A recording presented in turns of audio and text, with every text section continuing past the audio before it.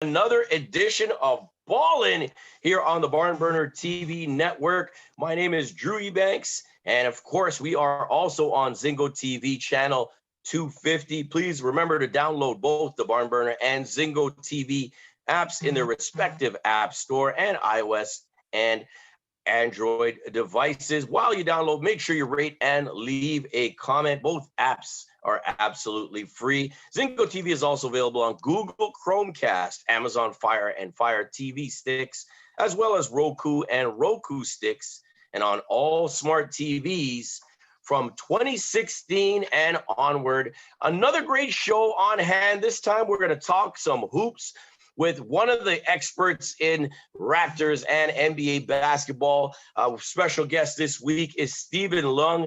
He is the Sportsnet NBA editor, and he is here with us. What's up, Steve? Hey, Drew. Thanks for having me, man. Man, it's good to see you, man. We kind of catch each other sometimes on the trail here and there. How have you been, man? I see you at home. I know, it's been an interesting last, 5-6 months. Well, how have you been? Yeah, I've been pretty good. It's been very busy for me.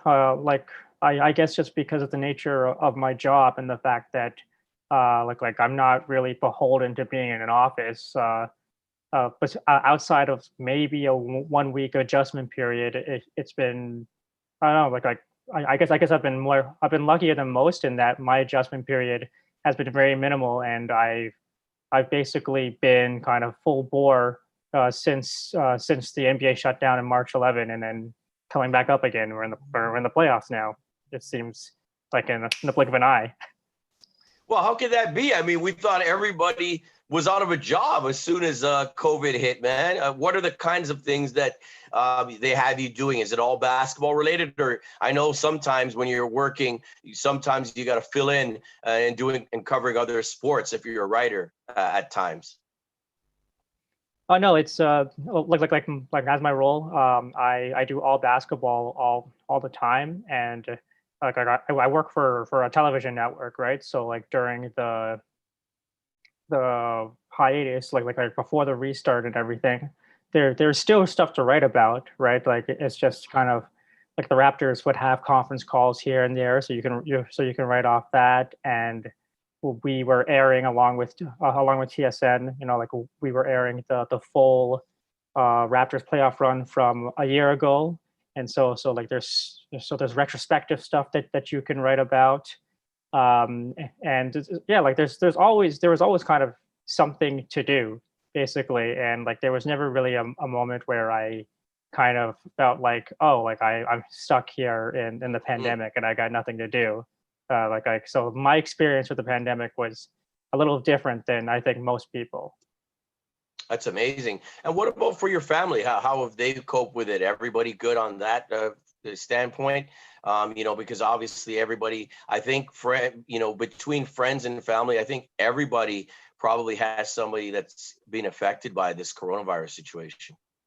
Yeah, like my family has been good. My wife kind of because we live in a small apartment, like we kind of have to work in the same space, and so that's the only real hiccup that we have, where if we're both on in meetings at the same time, where we sometimes are hearing each other in our own respective meetings.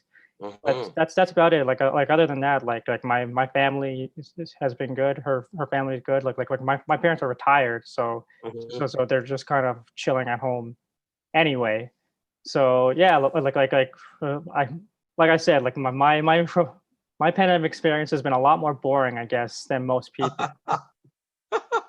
Yeah, if you want to call it boring, that's for sure. But hey, we're doing what we love to do, and I'm sure you love to do what you do, being able to cover the NBA.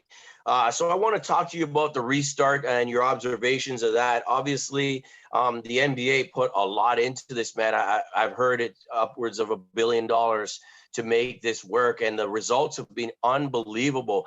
No cases. I can't even remember when they've had a last case. I think it was before they were in the bubble.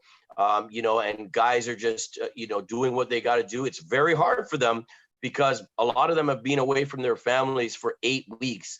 And the ones that make it to the finals, it'll be another 8 weeks. before they get to see their family. But one thing I do love is the intros that I think the Phoenix Suns started, where the family was doing the intros, and then we saw for the Raptors, they kind of borrowed that from them as well. We saw Kyle Lowry's face after game one. He was so happy that his boys were doing the intro.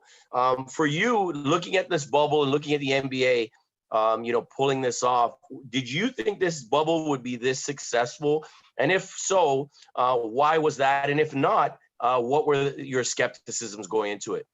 So I was very skeptical of this whole deal. I did not believe that guys would have the discipline. I didn't believe they would be able to get enough tests. And even if they were to get enough tests, I thought it was morally wrong that a professional sports league could hoard this many tests while the public, does not have access to them. And then those are like kind of two main reasons. And like I have been proven wrong, right? Like very clearly, like Disney World is a gigantic campus, and I guess there is enough things to do there. Like guys are going fishing. There's like movies. Obviously, they're training. They have enough opportunity to kind of get individual work in. I'm guessing guys brought their PlayStations and Xboxes and whatever, so they can play like Call of Duty and stuff together. So like from a discipline standpoint, like it looks like it has worked out. Like Lou Williams going out to get some wings, notwithstanding outside of the bubble, right? But like, yeah, so from that standpoint, I've been very impressed. Particularly when you look at some of the indiscretions that you see from like Major League Baseball without a bubble, right? So that was very impressive to me. And the NBA has certainly secured enough tests, not just for the players and coaches, but for like other support staff, executives, the media that are there as well. And like I think I was reading, they've even managed like this saliva-based test that can help more testing. So like from a moral standpoint, like they've kind of, I guess, put my mind at ease, and from that viewpoint. So yeah, like just from a health and safety standpoint, like I think the restart has been quite phenomenal, and just the setup has been very interesting. Like you mentioned, like the video boards, like of all the sports that have kind of come, or the professional, like the major sports that have come back, like I'll include European soccer, the NHL, Major League Baseball. I like the NBA's presentation the most. I do think the virtual fans, like the wall of fans, looks a little weird, but like I like the kind of like the signage that they put in there, and you hear some of the game ops of the quote unquote home team, right? Things like that. So like I think that's been very impressive, and then obviously the social justice messaging, like there is no league that's more progressive than the NBA, and like it kind of felt like they had to be the sports league, the one pro sports league that had to be the most progressive. And I think they've nailed it, with like Black Lives Matter on the court, and the social justice messages kind of like on the players' jerseys. I mean, there was some controversy there because obviously they didn't get to, the NBA kind of handpicked the social justice messaging, and I mean, I do have some issue. I do take some issue with that because like there are a lot of some like issues like players could speak about, like there could be like free Hong Kong or whatnot, right? But for the most part, I think the NBA has done a pretty good job of the whole restart, and the quality of games, like reducing the number of teams to 22 in the initial seeding period, made for pretty remarkable basketball being played. Yeah, no doubt. And they're also talking about the fact that there's less travel. so that the players offensively have really been sharper. Obviously when you're in the regular NBA season, you're always up and about. You don't really get a good night's sleep. And so that's, the product on the floor has been absolutely phenomenal. And you see some performances by teams like the Suns and players that have just kind of come out of nowhere. So it's something that obviously it may not be solved by the time the season rolls around again in the winter, in the fall winter. So this bubble could be a good thing, at least for one more season. So that's going to be interesting. So we're in Toronto. The Raptors, they go 1-0, and finally they win a first game. Starting off last year, they lost to the Orlando Magic, and we'll talk about them as well. A fairly predictable game for them in game one over the Nets. But the underdogs, they did come back in the second half to cut an over 30-point lead down to, I think it was about 8, until Steady Freddie, of course, Freddie VanVleet, continued his great play down the stretch, finishing with 30 and 8. Talk about the game from your observation, and what were your keys to victory, and any other thing that you kind of deduced from checking it out. Well, like you mentioned the player intros, like being able to see their families, and after the game, like in game one, like Lowry spoke about how much juice it kind of gave him, right? Like we saw that like million-watt smile from him, and like the guys were basically saying, yeah, like from that moment, it was just like the guys were locked in, and you could see it, right? Like that was a brilliant first quarter, both offensively and defensively, right? And like as such, they kind of this gigantic like 33-point lead swelled, and then afterwards, like in the second half, like they had a bad third quarter, right? Like defensively, like a very, very poor third quarter, but like it just, even though the Nets were making their run, just like the talent disparity is just too great for Brooklyn to overcome. So it's more like the Raptors are like the Nets play hard, and you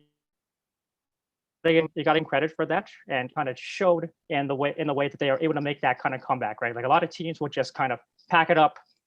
We'll try to get them next time, right? Like this Nets team, they won't do that, right?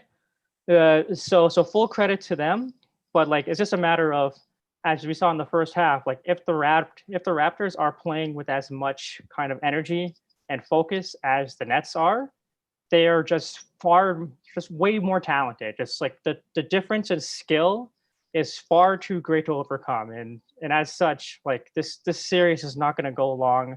I predicted it's going to be a sweep, and I don't see how, like my mind has not changed at all, even though they kind of nearly blew a giant lead there.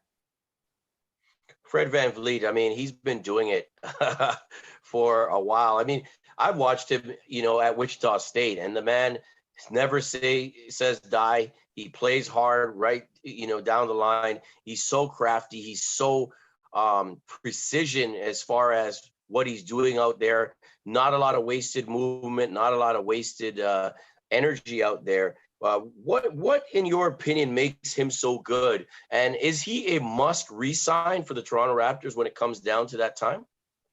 Well, the thing that makes Fred VanVleet like it's kind of funny because I've been watching VanVleet since he was in college at Wichita State. Like they had that great undefeated season, and then I think they lost in maybe the Sweet 16 or the Elite 8 of the NCAA tournament that year, right?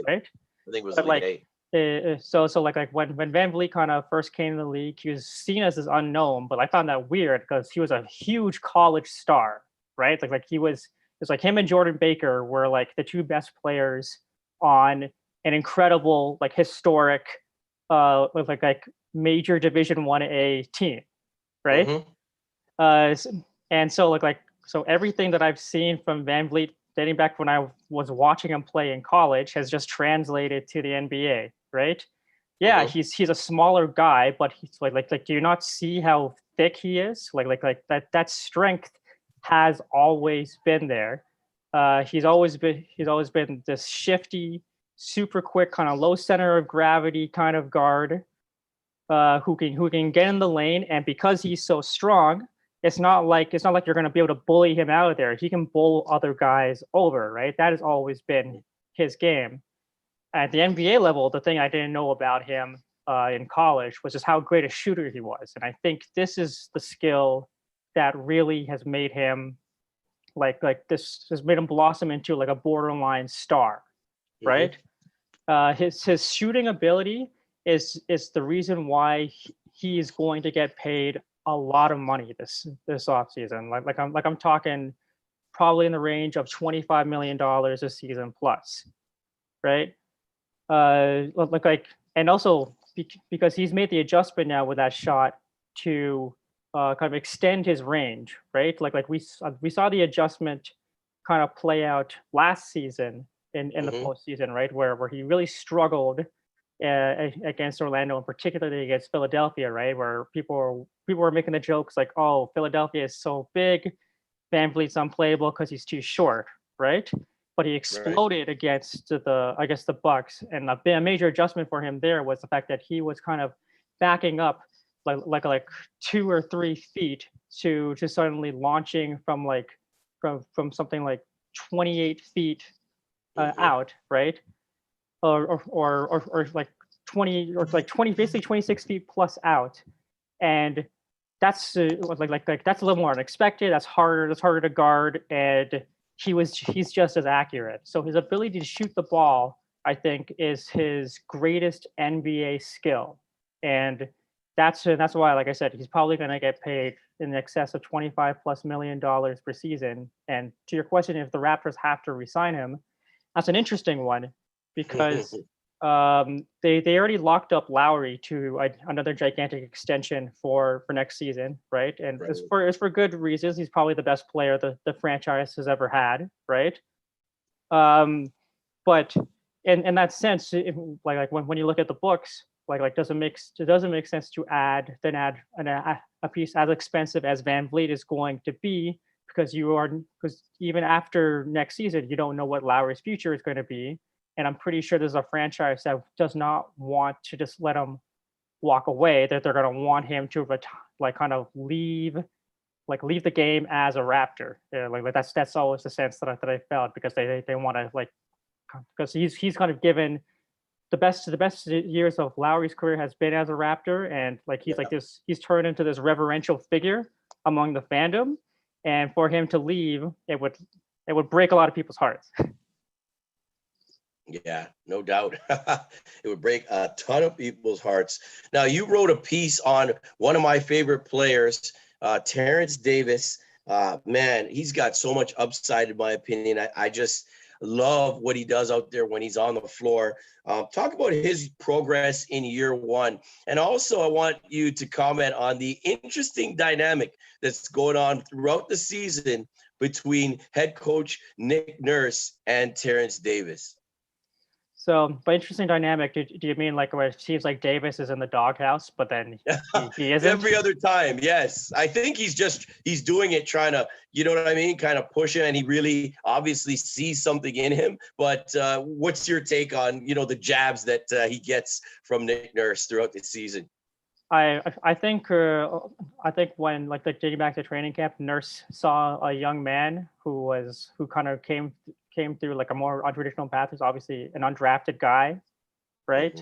Hmm. He wasn't really a highly touted college prospect by any means. I think the first time most people had ever heard of Terrence Davis was when the Raptors signed him, right? So, he had a good career at Ole Miss, but unlike Van Vliet, it wasn't like a nationally celebrated career, Right. right? So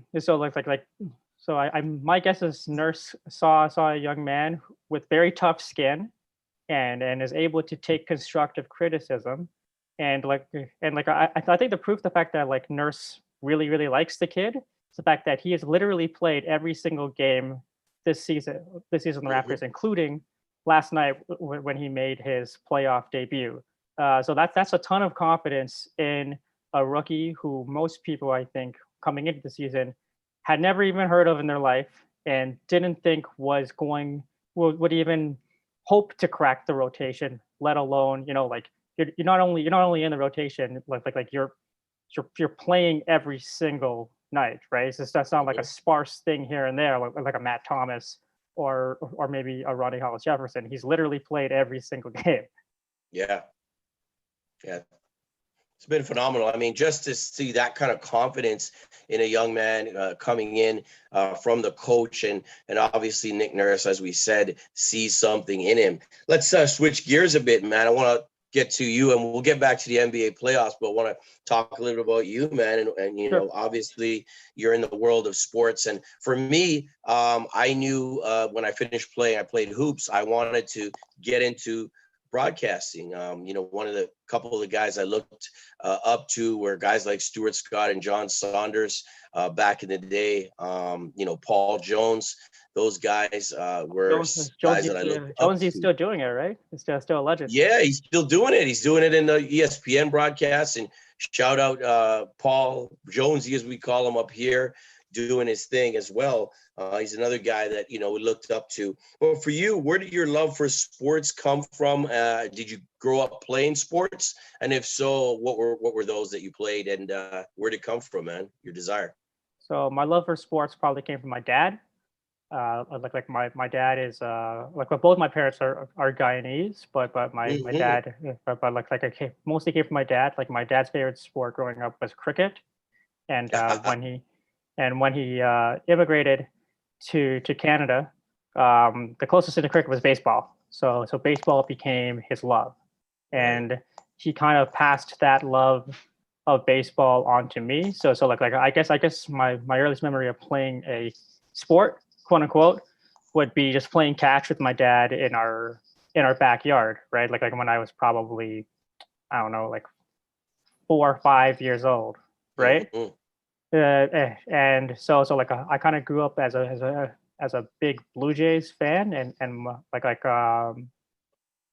I was also a big Leafs fan. Like my dad was kind of, I guess, to integrate into Canadian culture, hockey's a big part of it, right? Yep. And the Toronto Maple Leafs were it, right? I came into sports firstly as pretty much like I think most Canadian kids as a big Blue Jays and Toronto Maple Leafs fan, right? Hmm. And then but like when I was kind of growing up, a lot of kids in our neighborhood, like just in the building that we lived in, uh, were, I guess, like basketball was it, right? Hmm. There's, and so like I wanted to do what the other kids were doing, so I started kind of playing with them and like learning how to play, and then I started to kind of really this was kind of like my first true sports love, where I started becoming like super obsessed with it, where like I started collecting cards. My cousin was big into basketball. He's a much older cousin than I Right. am. So like I started just like at every family gathering, kind of peppering him questions about like Grant Hill and like Chris Webber, things like that, right? Time And out. Time out. yeah, Chris. exactly. uh and so as a result, kind of through him, like I became like a Pistons fan very very young in my life, right? And so like I kind of learned about the history of Isaiah Thomas and the bad boy Pistons, and I think Right. I rented from Rogers Video a documentary, or like the You were championship you bad were boy into it. Pistons. Yeah, like I was just super into it, and then I remember like my parents were watching, I think, the 6 o'clock news, and I saw Isaiah Thomas burst through that circular thing. Like I don't know Yeah, yeah. what the hell it is, right? Yes. Jump uh, through it. and like I recognize Isaiah Thomas because from those videos, right? And I was like, what is this? And then I think my mom kind of shoved a paper from my face. Like there's a basketball team coming to Toronto, and I was just like beside myself. Like I couldn't believe it, right? Yeah. Uh, so and from so I guess from that point onwards, like I guess that's where my that's why I basically started reading the paper almost every day, just for try to get any bit of information about this new Toronto NBA team, right? And so I guess that's where my obsession with basketball kind of really started. And when the Raptors came, like I pretty much watched every single game. I became a huge fan of the Raptors because how couldn't I, I loved every other Toronto sports team. Right. So that's kind of where the passion for sports came from. To answer your question about like if I played sports, I mean like I guess you could say I dabbled in a bunch of things. I was never a great athlete, but like I played I played like some house league hockey. I Nice. played little league, and I played a lot of soccer. Like if there's any sport I would say I was probably best at, it was probably soccer. But like I Right. probably made the mistake where I wanted to specialize in basketball. So I played a little bit of OBA and whatnot, and I basically just played basketball for fitness through my life. But Yeah. but that's about the extent of my like athletic career, as it's very pathetic. And so like as most failed athletes looking for a job, like when I was at university, I was doing literature and political science, and my original goal was uh, I was going to become a lawyer, right? Like possibly with maybe the dream of being a sports agent, right? Because I Right. wanted to be involved in sports. Right. But like in order to get into law school, I need more extracurriculars than like just the drinking club. I guess you could call it. I was doing in university, right? So I decided I was going to volunteer at the school paper. It's called the Varsity, and I just kind of walked into the office like, hey, like I'm just I've never really written anything before, but like if you need any help, I'm here, right? So I kind of got started there, and like as I found out they needed help in the sports department, they asked me like, hey, do you like sports? Like, yeah, I love sports, right? And I think they had like three guys who wanted to cover the varsity hockey team, which at the time was really good, but they didn't have anyone else. They didn't have anyone to kind of do who wanted to do anything else. And so like I'll do it. Like sure, right? You know, I don't mind watching baseball or football or tennis or track and field. You know, like whatever, right? So that's where I kind of got the itch, right? And after I graduated, I went looking for a post grad course, and I found the Centennial College sports a sports journalism program. Right. So Great program. I applied and I got it. It was very young at the time. I think my class was only the second class ever for the program. Hmm. And like from there, like that's kind of where it started. So I guess for a journalism standpoint, I kind of fell into it because my original goal was I was going to be a lawyer, right? I read a lot of sports writing, but I never thought that like that would be a very viable career path for me until I actually started doing it, basically. That's amazing. See how that life turns. I mean, you have a path that you think you're on, and then all of a sudden things change, and you find something that you probably never thought that you do. And that happens to a lot of people. We know a lot's happening these days. Obviously, with you mentioned earlier, the NBA being so progressive, with the Black Lives Matter movement, and obviously, there's a lot of stuff happening around racism and, from Black and brown people, throughout all of society, all the institutions pretty much. For yourself growing up, obviously being of Guyanese descent, have you personally ever experienced any type of discrimination? And if so, were you able to combat it? And how were you able to combat it? So no, like this is a tricky question to answer, right? Because like I don't think I don't think I've ever faced kind of blatant, like Right. in your face racism or anything like that, right? Um, but like my brother has, Mhm. I've seen I've seen my brother kind of like like kind of profiled by police and for just kind of walking the wrong way, basically, and just kind of slammed to the pavement, and that kind of left that left like a pretty big scar on me, right? So I guess I guess like I've kind of spent my life trying to be, I guess, the quote unquote model minority, and where like I don't try to get in trouble. I don't try to do anything that'll kind of put me into bad positions. So Right. like have I experienced blatant racism, like someone yelling at my face, because of the way I look? No, right? But like at the same time, I am a product of, I think, uh, I guess like a system that doesn't necessarily benefit like people Mhm. of like my particular skin tone, right? Right. Uh, so it's I don't know, like it's hard to say, because I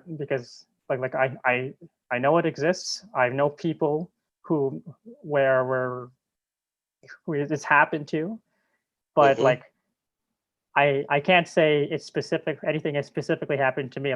Maybe people have said stuff to me behind my back.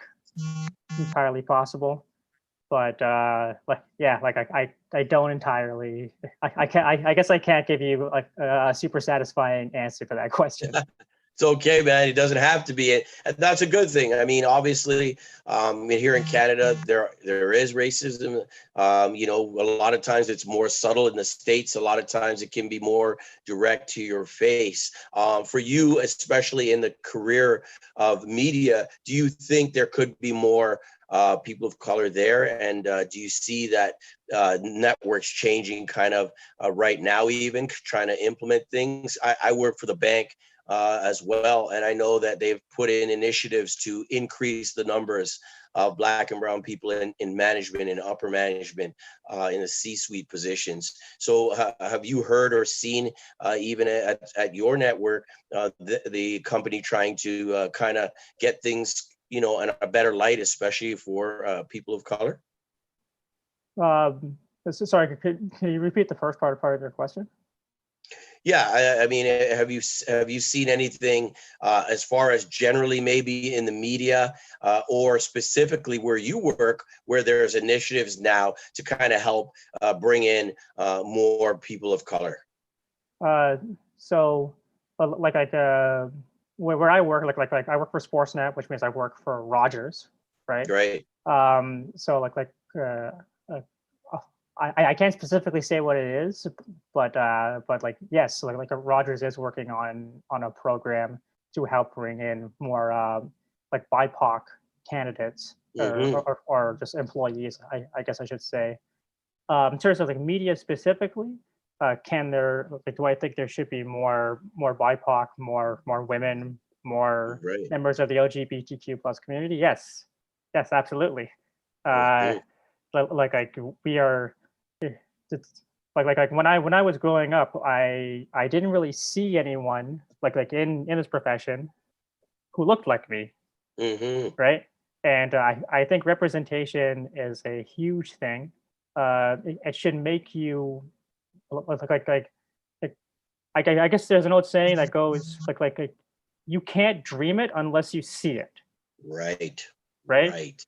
So the more I guess the more diverse that you put your forward facing people out there to be, the more a young kid who maybe had never even thought of sports Mm-hmm. writing as a profession for them, or even like a broadcaster or anything like that, if they see someone who looks like you and I, Drew, right?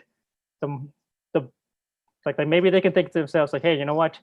I didn't think this is a viable career path for myself. I can do this, right? And I think that's an important thing to kind of show people, right? Coming into this industry, I didn't really have a huge network of people, Mm-hmm. right? Right. I didn't have a built-in network of people who could just vouch for me, and that is also a huge disadvantage.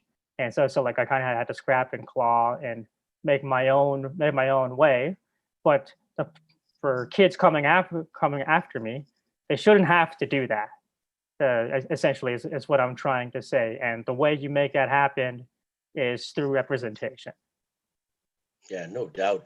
I'm part of a program that, in partnership with a guy named Chris and a lady named Hina. It's called Underrated No More, and we'd love to at some point in the future engage you on that.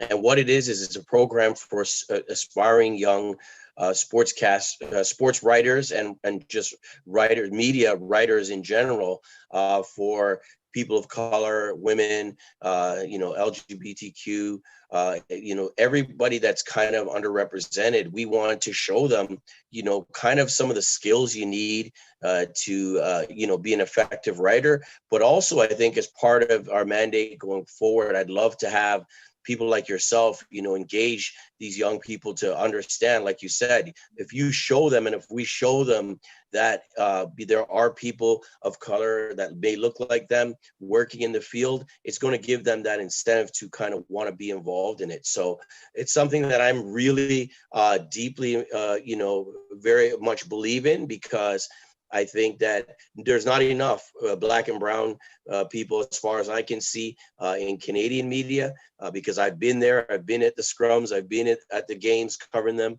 so that's kind of where I stand. And I definitely think people like yourself can be a great, incentive. Just show kids, hey, if I can do it, I'm Guyanese, I can make it up there.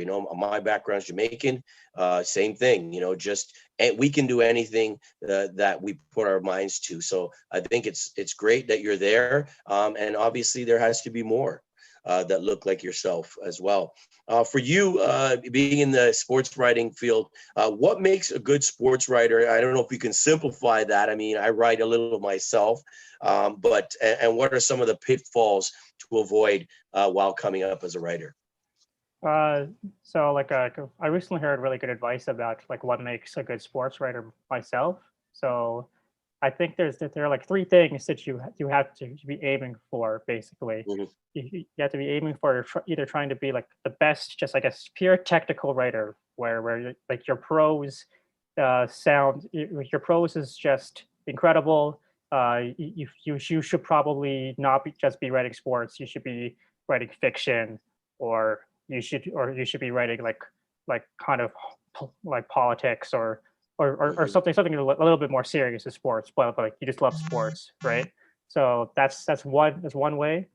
Another way is to be first. So like that is to say that like you're aiming to be an amazing newsbreaker, right? Like we'll use Mhm. like Adrian Wojnarowski as a great example, or an Adam Schefter in baseball, or Woj bomb. basically, yeah, or like I'll plug one of our own Sportsnet guys, or like a Chris Johnston in the NHL, right? So like being the best, or being first, Mhm. or being different, which is to say, where when someone zigs, you zag, right? The controversy. Like it could like in terms of opinion, it could be a controversial take that other people that will might be make you a little bit more unpopular, but like if you stand by and you have good supporting evidence, it can work, right? Or like I say, like during a game, if someone if say like Fred Van Vliet, for example, in game one was the main story, right? Mhm. Like I was on the sidebar, so I had to find something other than Fred Van Vliet. Right. So I found the angle of Terrence Davis, When and when do you his find that? When do you find that sidebar story? Is that and how are you coordinating that with the whoever else is on staff?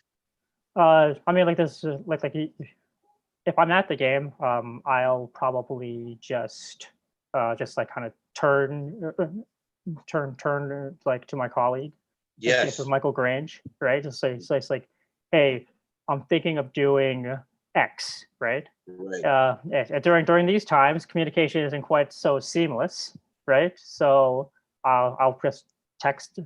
I'll text my colleague, or like, or just shoot him an email, or something like that. But like, it's it's not really a trade secret, or anything like that. Yeah, just communicate, as that's what we have to do. But it's just interesting how there is that main story, and then, as you said, the sidebar story as well. Yeah. In terms of pitfalls, like I this is I guess this is probably the hardest thing for someone to do. Like I said, like I grew up a massive Raptors fan. I think I had probably seen every single, like I probably have seen every single Raptors game in my life, Mhm. in the franchise's history, basically, Wow. right? Wow. Uh, You don't miss the game. that like I mean like it's just so here's the thing, right? So before I didn't miss a game because I felt that it was my duty as a fan Hmm. to not miss a game, right? In the role I am now, but like I'm not really much of a fan of theirs anymore. But I don't miss a game because that's what the job is, and like I was like I think it's an important thing to Right. know how to turn off your fan brain, and Hmm. understand that like sports writing is a cool job, right? It's a fun, cool job. You get to like if I were to tell like my 14-year-old self, like, hey, when you grow up, you're gonna be walking, so all this money that you put together just to get one ticket through the door, like to see the Raptors like lose by 20 here, right? y- Yep. you're just gonna flash a little card thing and just walk through Wow. the door for free, right? Like my mind wouldn't be able to comprehend it, right? Right. But that's the thing, right? It's just like I'm not necessarily there to be entertained. I'm still there to do a job, and it's still work. And then, even though it's really fun, it's still like I'm still getting paid for this, and I still have like a professional responsibility. And this might be one of the tougher things for, I guess, like a young writer, a young journalist to kind of flip off, right? Because like Mm. sports are awesome, right? Like you want to get excited, but when you're in the press box or you're down in press row, uh, don't. There's no cheering, right? Yeah, you can't be you rah cheer rah. it's like you cheer for a good storyline. You cheer for a good game, I guess, because good games make for more exciting stories, and that's it. You like the outcome of the game should not matter to you in any way whatsoever.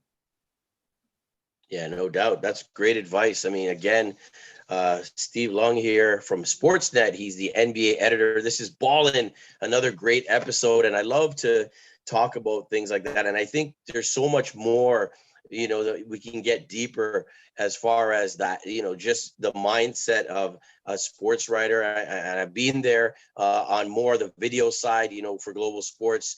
And again, you have to take your fan hat off when you're in there. And I agree, it's great when and back then we were sitting courtside. So imagine having a courtside seat behind Herbie for free, getting to hear everything and see everything for the Raptors. Now those seats are sold. So the media's, relegated up to the top tier. But a great insight there from you, Steve, on the mindset that you have to have. And I think there's a lot more, again, going forward that we can talk about. Now, we got about I think we got about 12 minutes to go here.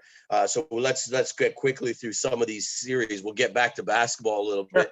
The playoffs, the Jazz Nuggets. The Nuggets won that game despite 57 points, 9 rebounds, 10 assists from Donovan Mitchell. Canadian Jamal Murray led the Nuggets. He had a sensational game, 36 points, 9 assists, 5 rebounds. And the Joker, he had a 29.10 10 rebound double. What are you seeing from that series?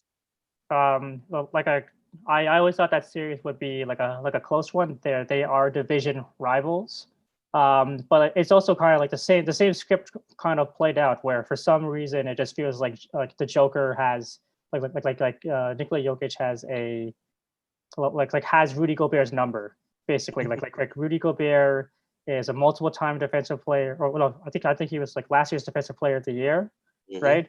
But Jokic just eats his lunch for some reason or the other, and also it's like some Canadian content. Jamal Murray, I think 20 of that 36 came in the fourth quarter and overtime. So that Unreal. the clutch gene that we saw back when he was 16, Drew, yeah, it still translates to the NBA. No doubt. I mean, Jamal, he gets it, and he's not afraid to take that shot, which you love to see. He's a fearless young man, and he's got a bright future. And I think he's well worth the $170 million that he got paid. Celtics Sixers. Now, I don't like the Raptors Celtics matchup. Obviously there's a little caveat in that, but they took on the Sixers. They look strong. They're playing well together. The C's. Tatum, played well, 13 rebounds, and he and Jaylen Brown combined for 61 points. But now, Gordon Hayward could be out there saying for about 4 weeks with a very, very serious ankle sprain for him. In that game, Embiid, 26 points, 16 rebounds, but nobody else scored more than 18. He's going to need a lot more help. What do you think about this series? Can the Sixers win, especially with Hayward out, or is it the Celtics series to lose? I think it's definitely the Celtics series to lose, and that's mainly because even though like Joel Embiid puts up better looking stats, I still think that Ben Simmons is the best player on Philadelphia, and when they lost him, they lost everything because he can't shoot. But guess what? He can do everything else really well, right? Like he's their best defender. He's their best passer. He's their best playmaker. He's their best everything else. And without him, I just don't think the Sixers function nearly as well. And I'm just quickly about the Celtics and the loss of Hayward. I don't think there's going to be felt as much in this series, but should they see the Raptors, they probably will see the Raptors in the next round.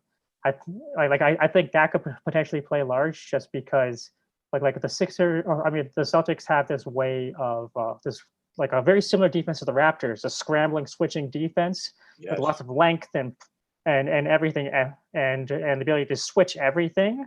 And Hayward, even though he's not really seen and known as a great defender, he kind of adds to that scheme. And so that's just kind of one puzzle piece removed from there. So I think if it does come down to Celtics Raptors in the second round, I think that'd be a fantastic series that'll go 6-7 games.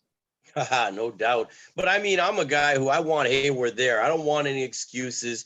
I want teams to play if they can play a full roster of the opponent because supposed to be out about 4 weeks, right? I mean, injuries. This is pro sports, right? Injuries happen. Are we going to suddenly devalue the Raptors championship because Kevin Durant probably came back too early? No, right? So it's just you play with the cards you're dealt with, basically, right?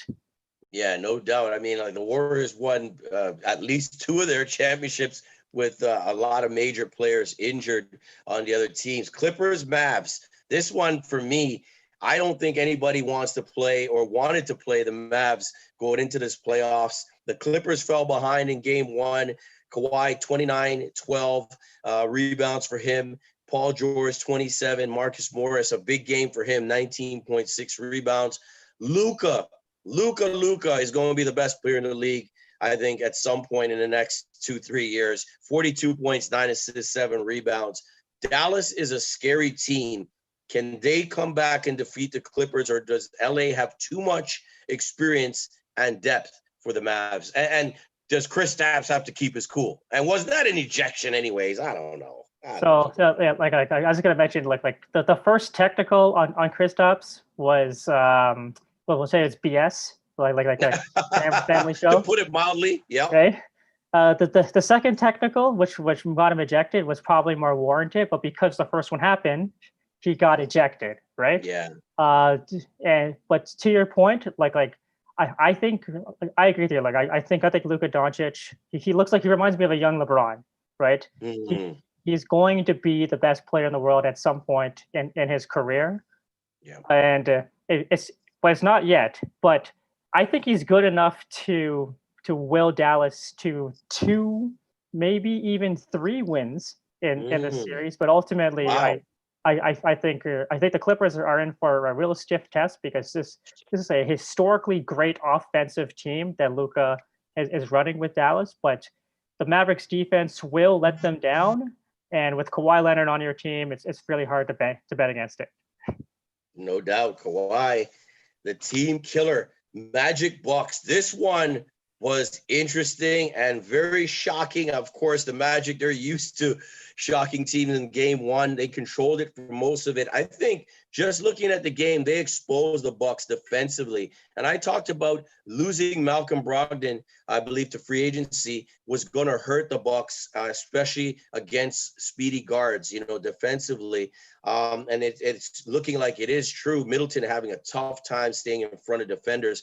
Nikola Vucevic torched the Bucks, 35 and 14 for him. Terrence Ross, the former Raptor, 18 and 6. Nice game for him. Any concern for the Bucks, in your opinion, or will they make the appropriate adjustments for game two? I think there's concerns for the Bucks, right? Like I ultimately think that Milwaukee will get out of this series, but not without showing some pretty serious flaws here, right? Like I think the Raptors last season, what they did to Giannis, they kind of created a blueprint on how to stop the Greek Freak, right?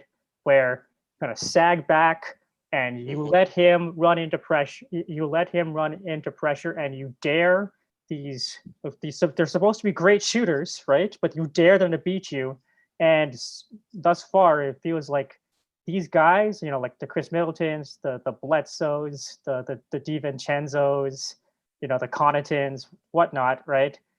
These guys it doesn't seem like they're ready for this moment, right? And also just like the Bucks have been pretty horrible in the seeding game. So like it feels like they wanted to make a statement, like the way that kind of the Raptors and the Celtics may have, but they just couldn't for some reason get uncorked. It seems like there's something off with the team, and that's concerning. And full credit to the Magic.